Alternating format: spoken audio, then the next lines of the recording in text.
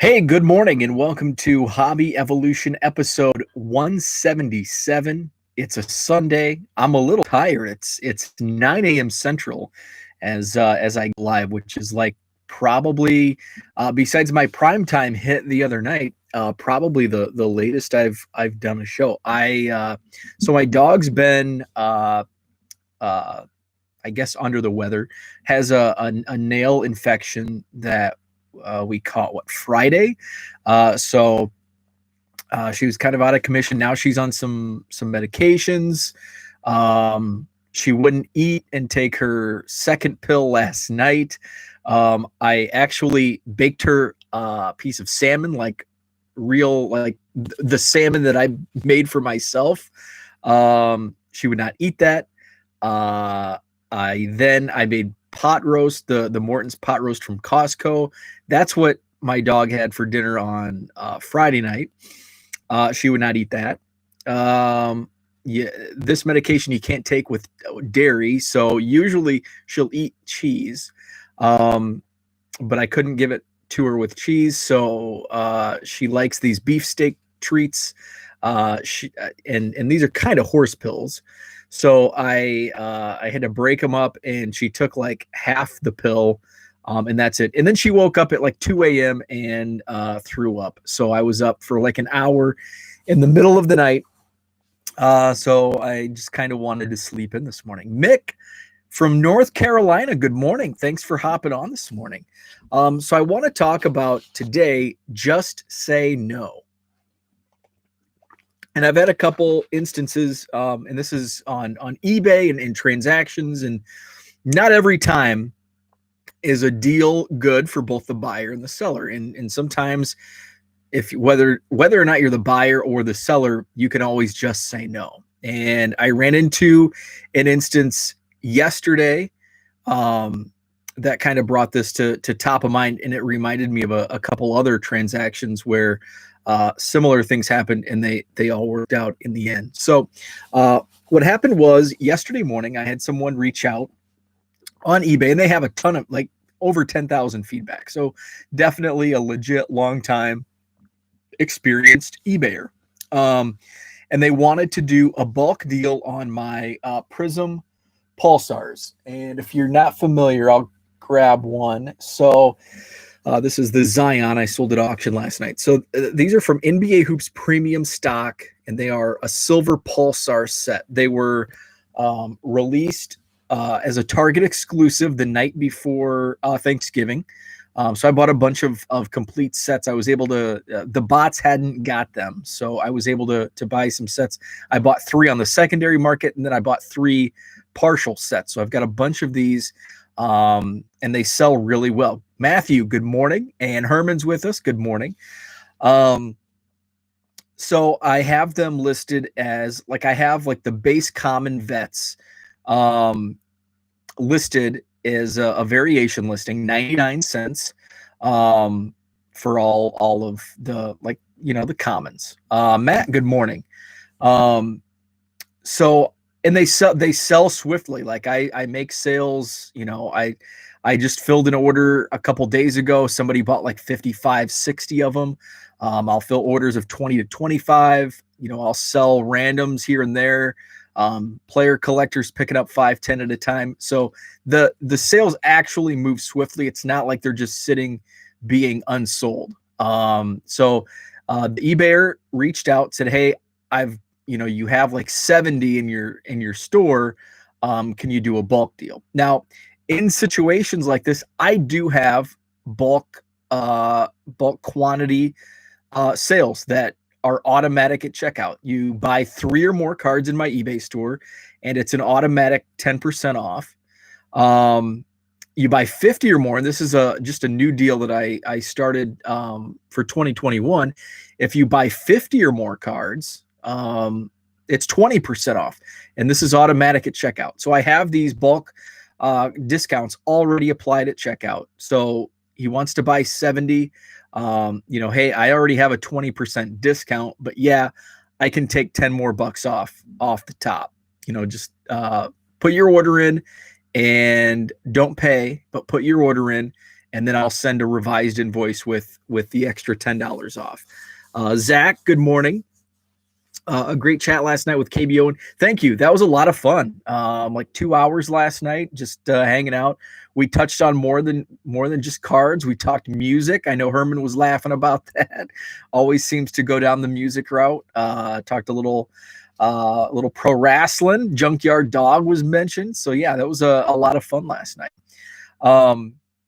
So the buyer came back on eBay after my proposed 20% off plus $10, and said, actually, I think you have closer to 120 on my list.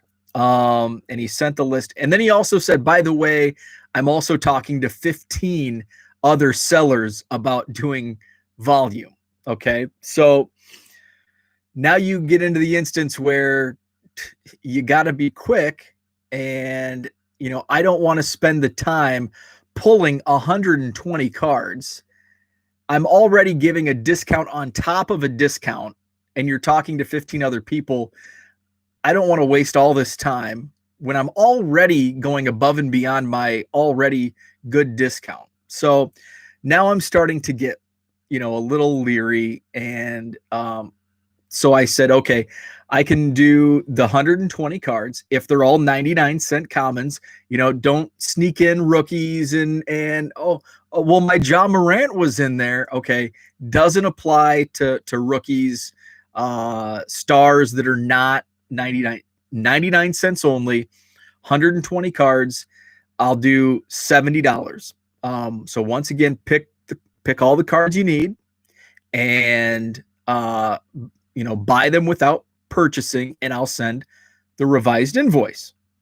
Fair enough. $70 on 120. That's what, 45% off. It's a hell of a discount. Remember, these are not just sitting. These are not like 88 tops. These are hot cards that sell every day, and I move them swiftly. So it's kind of for me just to offer that discount, kind of a tough pill to swallow, but hey, I can make $70, boom, right off the bat. Buyer comes back. No, that takes too long. Well, it's going to take too long for me, and you already disclosed that you're talking to 15 other people. I'm giving you a nearly 50% off discount. I'm like, I'm sorry, I've got to pass. And you can say no. Like, some people would say, you're turning down a $70 sale. Why are you doing that? Because they do sell. It's not like it's stale inventory. Now, if it was a bunch of like 78, 79, 80 tops, or, something that has been in my store for 2 years and it's sporadic, yes, I would bend over backwards, offer the great discount, and put in all the work, knowing that there's other people involved potentially. But on a product like this, where it's moving quickly, I just had to say no. It's not worth taking the risk for a sale where I'm already losing out on potential money. So I just had to say no, and it's okay to say no. And that just doesn't apply to sellers. That applies to buyers. Sometimes, you may have your eyes on a card or an item with a potential price. You throw an offer in, and you just can't meet. And that's okay. Like, if the seller has a price in his mind, the buyer has a price in their mind. It doesn't always have to. Not every deal needs to be consummated or should be. And I have a good example of something similar where I said no, happened, and I kind of kicked myself after the fact. I had a card from, I think it was Chrome Update. And I believe it was a black and white refractor. And it was kind of a common star, but I had it listed in my eBay store for $3. And there was a watcher on it. So I extended an offer to, I think the initial offer was $250. So I took 50 cents off, sent the offer, and Dan, what's up? Good morning. So I sent the offer of $250. The buyer counters with I think $1. and I said, I'll do $1.50. But I'm not, $1.50 is the lowest I'll go. He responds back with a counter offer, $1, and says something to the fact of, I'm likely your only buyer. I know the market on this player and this team. This is, this is the best you're gonna do. And I declined. I set, I set my line in the sand at $1.50, 50% off. And he set his line in the sand at $1. And he wasn't willing to come up 50 cents. I wasn't willing to go down another 50 cents. And I declined the offer. And, this is probably, I don't know, 6 months ago. And a couple of months ago, it's sold for full price. And about a month later, I was like sorting through, pulling a card from the same set, and I come across that card, and it's like, you know what? That guy was probably right. It's probably only worth $1. I should have accepted it and moved on, but I didn't. And like a month later, it sold, and it sold for full price, $3. And when I got the notification that it sold, I was shocked, because I thought my $3 pricing was a little high, because that was actually, to be honest, that was like initial within 2 weeks listing prices. And a lot of stuff like that, when it first comes out, it's going to be a little inflated, and then the market settles over the next, few weeks after release and in the months beyond. But yeah, that worked out in the end. And, I was able to a buyer came along and wanted it at the price I was asking. So in that case, yeah, I had to wait a couple months for that $3 to come in, but I didn't let it go for $1 early on. Dan says he's been staying up really late this week while on vacation. Nice. If I want a card that's cheap, I'll give you the extra 50 cents. Yeah. And that's kind of my thought. And as and understand from like my selling standpoint, like, it's not about the 50 cents. It's that I've already come down. I've established my $3 price. I'm willing to give you that discount of, I've established, I think this is, the market value is $3 on this particular card. I'm willing to extend a discount to you for an extra 50 cents off, get it for $2.50.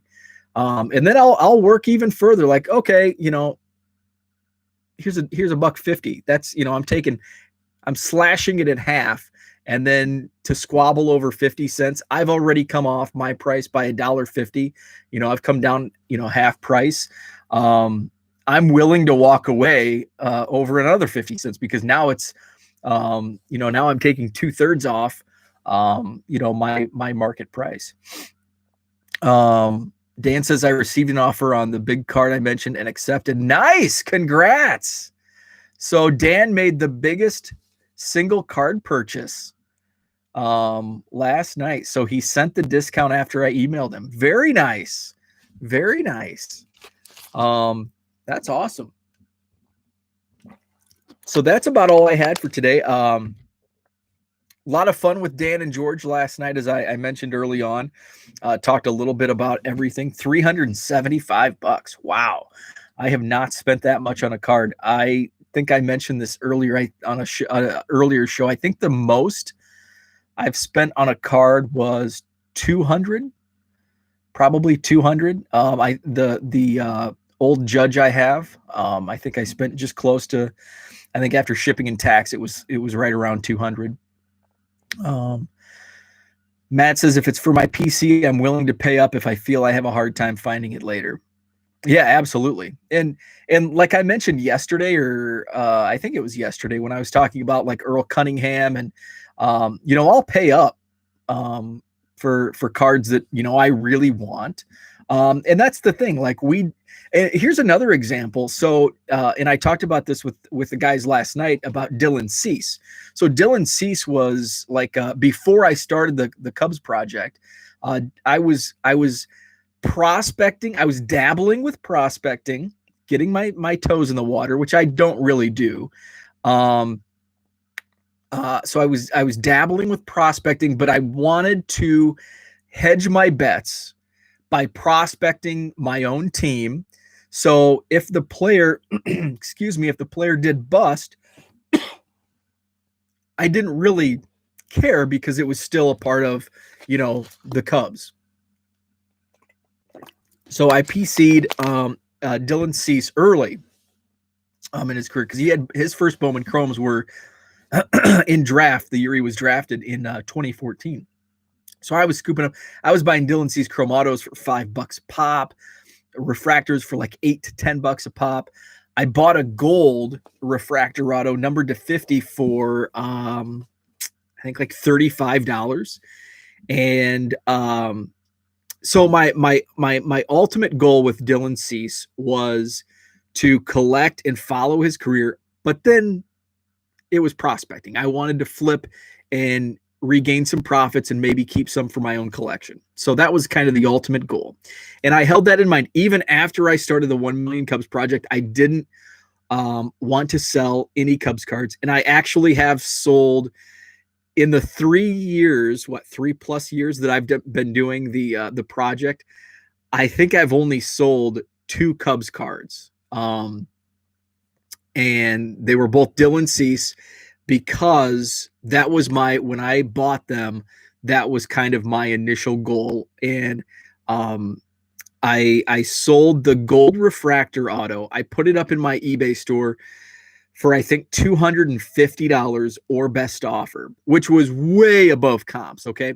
So this was before he made his debut and he was kind of on the way up still. And I knew that I had to pounce and capitalize before he made his first start, because with pitchers especially, and I learned that early on, don't prospect pitchers, but you can also buy them low. Because nobody prospects pitchers. So I set it really high. So like the comps at the time were like 100 to 150. Like they kind of ranged in that area. So as the season, and I think this was 2018 maybe. So as the 28 season, he's primed to get called up. Whatever his rookie season was, 18 or 19. He's climbing the prospect charts. This is like going to be his breakout year. So I think I can at least get, 200. So I had several offers, and like as we got closer to spring training and into spring training, I'm getting offers, and they're good offers. Like, don't get me wrong. And this is where it's okay to say no. I had a price in mind where I wanted to capitalize, because this card, it's not like I didn't set out to collect it, but I started this project to collect, and now it's part of my collection. And if I don't get the price I want for it, I'm not going to sell it. I'm not, this is just one of those cards that, hey, if I can get the right price, I'll sell. So I set it $250 or best offer. I was getting comp offers, 100, 125. And I started to think, I've only got $35 into this card. But then on the other hand, it's like, okay, what if he has a breakout spring training? And the what ifs started entering my head. Now this card could be a $1,000 card. Now, remember, this is 2018. Now, who knows what it could be in today's prices with today's market. So I set it $250, best offer. The offers did, as we got closer to baseball season, they started to creep up, and I finally did. And so my counter was always, I think it was $250 or best offer. And if it had watchers or if somebody placed an offer, my counter was always like $230 to $230, $235, somewhere in there. Sometimes they were declined. Sometimes the person would counter with like $150. I'd come back $215, and that's the lowest I'll go. Usually I extend 2 offers. The second offer is the lowest, and I won't counter again. I'll just decline because that's typically the second offer I extend is my bottom line. And I'll make note of that so they know. And if they counter back with another number or the same number, I just decline it, because I'm not going to go back and forth over pennies. I have my price in mind. So I would counter back the 215. That's my final offer. And eventually it hit, and it hit like right around his debut, I think. And he really didn't have that great of a rookie season. So I think the price is kind of plateaued. I'll have to look to see what those prices are now on those. It's numbered to 50, so there's not too many out there. But that's one case where I held out, and it worked in my favor. I turned the $35 into $215. And here's the thing: I used it on Cubs cards. That's the thing where I should be a little more aggressive on, some of the cards. Like, I bought a David Bote auto on eBay. The initial sales on David Bote, and he was a retail only autograph, in 2018, I think. And I wanted a David Bote autograph, Bowman, and the initial prices were like $25. And I wasn't willing to pay 25. It was in like the $10 range is what I was willing to spend on a David Bote Bowman autograph. And eventually the prices did come down, and I think what I ended up paying was $12. Well, then he hits that grand slam on Sunday Night Baseball, and those cards are selling for $75. And I knew it's an anomaly. These prices are only going to last a couple days. I can get my $75, and in a month I can probably buy 4 more of these David Botes for $75. But I didn't, because it's part of my collection and it's hard to part.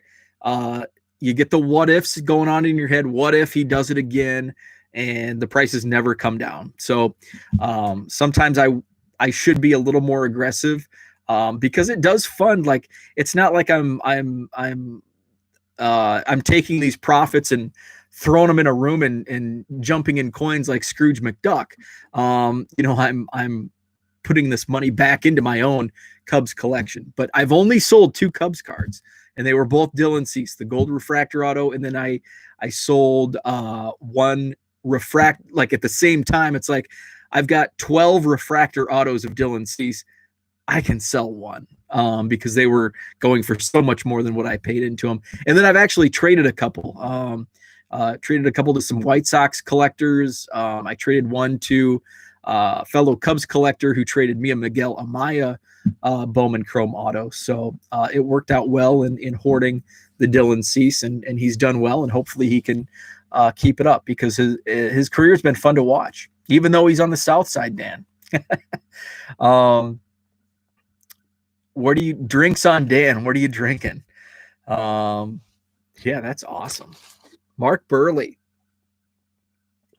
So that's all I had for today. Gonna watch some football today. Need to catch up on some more shipping. I had a bunch of auctions end last night.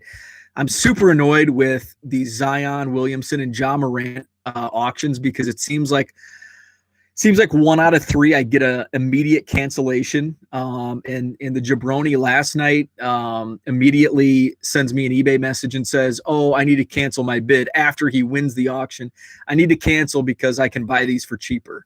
And I called him a moron. I canceled the order, called him a moron. Leave it at that. So, I marked it down.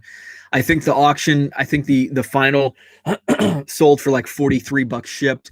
I relisted it, buy it now for $35. I'll take offers. If anybody wants it that's watching, let me know and I'll give you a good deal on it below comps, because I put it on auction because I want it to sell. I really don't care. They're 99-cent auctions, so I take that risk. And it's really annoying because I put them at auction because I want them to sell. I don't care what number they sell. I do, I guess. But the grand scheme is I want them to sell, and I want to ship them, and I want the transaction to be good, and boom, we're done. But these jabronis who want to inflate prices and whatever they do annoys the hell out of me. Herman says not to change the subject, but I finally settled on a hockey team to pull for, but I may have picked wrong. Uh-oh, who did you pick? So Herman's into hockey. Herman and hockey. I like the alliteration.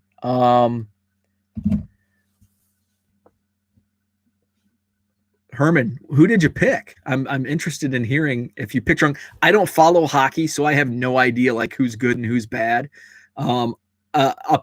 Based on like my friends' Facebook statuses, the Blackhawks must be irrelevant because 5 or 10 years ago, everybody and their brother on my Facebook feed, can't wait to watch the Blackhawks tonight. Hockey, Kaner. And now there's nothing. Nobody likes the Blackhawks anymore because apparently they're not good. Bandwagoners. Matthew, you picked the Blues. Find out Monday night with me, Brett and Steph. Nice. Oh, a little tease. Herman's promoting tomorrow night's show. Check him out. 3B Collection, Monday night, 7 p.m. Central. And Steph is going to be on the show. Awesome. Very cool. Steph's kind of a hockey guy too. Nothing wrong with the Blues. I can't root for the Blues. I can't root for anybody St. Louis. I just have a distaste for St. Louis. Although I was a Rams fan, I guess. I was a Rams fan, St. Louis Rams fan. But I think my distaste for the Blues is I just align. The Rams were different for me, and I've gone into that before. But the Blues, I just kind of align them with the Cardinals, and I just can't come around to rooting for anything like that. But I've never liked hockey. I've never been into hockey. Watched a few games. Friends were into the Blackhawks when they were good, but never got into hockey. So I've been trying to figure out I think I have an NBA League Pass free trial, and I was trying to dig around last night, but I couldn't figure it out. So I'm going to try that. So it was a lot of fun the other night watching the NBA games. So I also need to go outside and shovel. We got a couple inches of snow last night. Matthew, I started an interesting discussion as a Blues fan myself. Herman hasn't been into hockey until this year. So Herman, why did you get into hockey? Was it from cards? Was it the Lafreniere?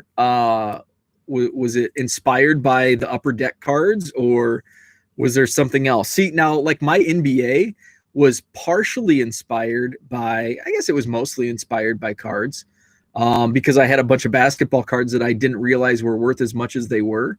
And then I wanted to follow it more closely. But then also I wanted like a second hobby for the winter because I live in the upper Midwest and it's cold and snowy. And I need a hobby away from because basically my card sales on eBay, I basically spend 40 hours a week on that. All of my non-work time is spare time now.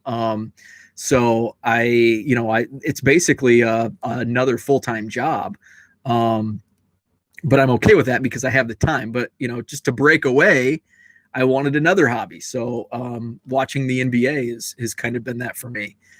Dan asks, do I have a Doug DeCenzo signed baseball? I think I do. I have Doug DeCenzo's he was at one time a really good TTM signer. I don't know if he still is. But I've got a bunch of Doug DeCenzo autos, like on cards. I think I do have a baseball. I'll have to go back and look. See, you saw on my show, like behind me was my ball wall. So there's 240 baseballs on the wall, and I've got like totes in my storage room in the basement with probably another 200. 150 to 200, because I think I have around 425 baseballs, Cubs baseballs. I'm pretty sure I think I TTM. I did a lot of baseballs through the mail in like 2000, like before my Cubs project started, a couple of years before. So like 2015, 16, I was doing a lot of TTM baseballs through the mail, and I'm pretty sure DeCenzo was one of them, because he's a manager in the minor leagues. I think he was with Fort Wayne, in the Midwest League when I got him. Baseball first, hockey second, the Cards and a couple other things. Upper Deck is an awesome company, but just can't do baseball. Do you have any crazy inscriptions on them? That's a good question. I do.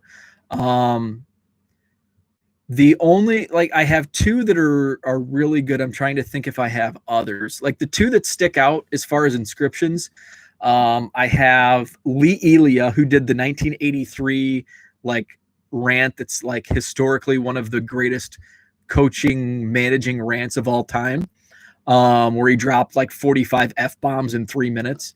I have Lee Elia, and like one of his lines in there was, "And you can print it."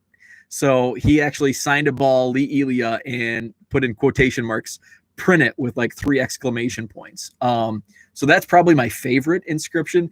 But another one that's also up there is, and I just thought of another one. So Trevor Cahill was a celebrity bartender at one of the Kerry Wood fundraisers, and he was an MVP bartender, and he was like, he was awesome. So we started, like, we anointed him the bartender MVP.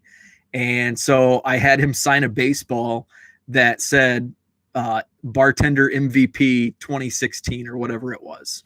So that was fun. And another one is probably one of my favorites. And I need to get, maybe I'll go to Michael's today and get one of those baseball cases where you can put a card in, because I have a baseball signed by Rick and Paul Russell. So the idea came to me at Cubs convention. Paul Russell went to Cubs convention. And actually, I met Paul several times. I went to Western Illinois University, worked in the athletics department. Both Rick and Paul Russell played baseball at Western Illinois. Paul was also a really good basketball player at Western in college. And his wife was the superintendent of the high school in the city where Western Illinois was. And I think Paul was like a golf course superintendent for a long time. And so Paul and his wife Aileen, they would go to, like all the Western games. So, we would talk basketball but the funny thing is he was just another guy at the games. So it wasn't, to me, it became like, it's not Paul Russell, the Cubs player. It's Paul, the former Leatherneck. Like it wasn't, special because I knew him so well. So he was at Cubs convention. I'm like, I don't have a Paul Russell autograph despite, talking to him so many times. So I had him sign it, he remembered, Western Illinois. So I had him inscribe. I'm like, hey, can you put on the top Big League Brothers, and then sign like on the top of the sweet spot. And then I want to get Rick on here as well. And Rick Russell is a great TTMer. I don't think Paul is as good with TTM, but Rick Russell is an amazing TTM signer. So I was eventually gonna send to Rick Russell, but it so happened that either the year that Paul was at Cubs convention, that same year was the National in Chicago. So maybe this was 2019 Cubs convention, and then Rick Russell was signing at the National, and he was. If you had the VIP ticket, he was one of the 12 VIP tickets that you received with your package. And so I had a Rick Russell autograph ticket, and it's like, hey, this is perfect. And so I got Rick to sign. He's like, oh, Paul signed this too. So I have a Big League Brothers signed baseball, and Paul actually inscribed the Big League Brothers on the top panel, and then on the sweet spot, both Rick and Paul signed on the sweet spot. So now I want to get like one of those, and I have a couple where you put a baseball and a baseball card in like the display case. So I want to put it with the 1977 Topps Big League Brothers card. I don't have that one signed, but I do have I have a really cool 78 Topps Rick and Paul Russell signed cards on separate cards in red ink, and it looks really sharp. Dan says, did Brian Cox? Yeah, Brian Cox went to WIU. Don Beebe played football at Western. Rodney Harrison is probably the biggest name that came out of Western. Aaron Stecker. Who else? Mike. I always want to say Mike Webster, but it's not. It's Mike somebody. He was on the Steelers Super Bowl teams in the 70s. Mike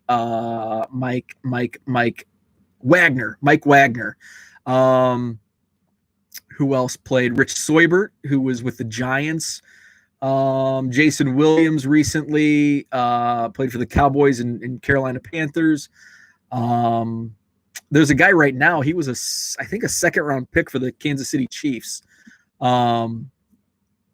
He's a defensive lineman. He was there right after I worked there, so I didn't know him. But he's on the Chiefs now. And he's a starting defensive lineman. So he's a Western guy. Frank Winters, which I had a funny story on my blog from not the National, but Chicago Sports Spectacular. Frank Winters from the Packers teams.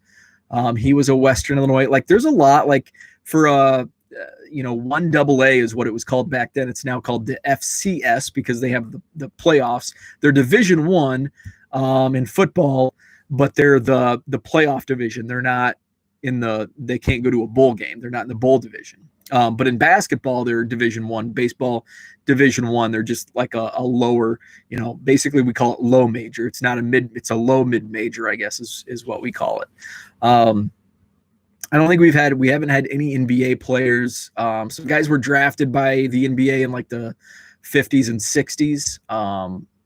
But no pro bat. A lot of like European guys went on to play in Europe and stuff. Baseball, Rushells were the biggest names. Rick Short went to Western. So yeah. So that's all I had for today.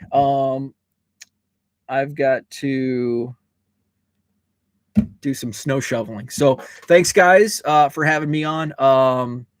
Herman and Brad will be on tomorrow night, Monday night, 7 p.m. Central, and Steph's going to be joining them from About the Cards. So check those guys out. My website, I'm going to get a blog post done today. That's it's been like a week since I've done a blog post, so I got to get some content going on the website, 1millioncubs.com. Check it out. 99centcards.com is the eBay store, and I'm always on Twitter. Thanks for tuning in, and have a great Sunday.